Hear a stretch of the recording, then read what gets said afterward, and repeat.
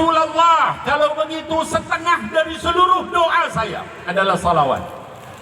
Kata Sayyidina Muhammad sallallahu alaihi wasallam, setengah itu banyak, kalau kamu tambah lebih baik lagi. Ya Rasulullah, kalau begitu saya membaca salawat 2/3 dari seluruh doa saya. 2/3 itu banyak, kalau kamu tambah lebih baik lagi. Ya Rasulullah, kalau begitu saya gunakan seluruh, saya akan menggunakan Bismillah. Nah, kalau begitu ya Rasulullah, saya akan menggunakan seluruh doa saya adalah salawat kepada engkau.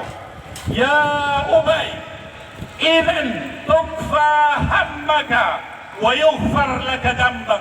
Wahai Sayyidina Ubay ibn Ka'ab, kalau kamu menjadikan seluruh doamu adalah salawat kepada aku, maka tukfa hammaka, maka masalah kamu, kesulitan kamu, kegalauan kamu, musibah yang menimpa kamu, masalah yang datang kepada kamu, itu akan diangkat sama Allah Subhanahu wa ta'ala.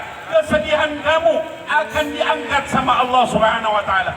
Niat kamu, hajat kamu akan diberikan sama Allah Subhanahu wa ta'ala. Jadi Habibnya nggak apa-apa karena hujan, tapi mic-nya tidak apa-apa. Baik. Jadi hadirin wal hadirat yang dimuliakan Allah Subhanahu wa ta'ala, tukfa hammaka wa yughfar laka dambak. Bukan hanya seluruh keinginan kamu diberikan sama Allah Subhanahu wa ta'ala, tapi juga yughfar laka dambak. Dosa-dosa kamu akan diampuni oleh Allah Subhanahu wa ta'ala. Hadirin wal hadirat, mau nggak seluruh keinginan kita dikabul sama Allah? Mau nggak seluruh masalah kita diangkat sama Allah?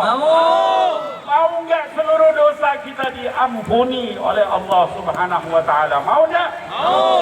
Kalau begitu kita perbanyak salawat. Kalau perlu doa kita seperti Sayyidina Ubay, itu isinya adalah salawat kepada Nabi Muhammad sallallahu alaihi wasallam.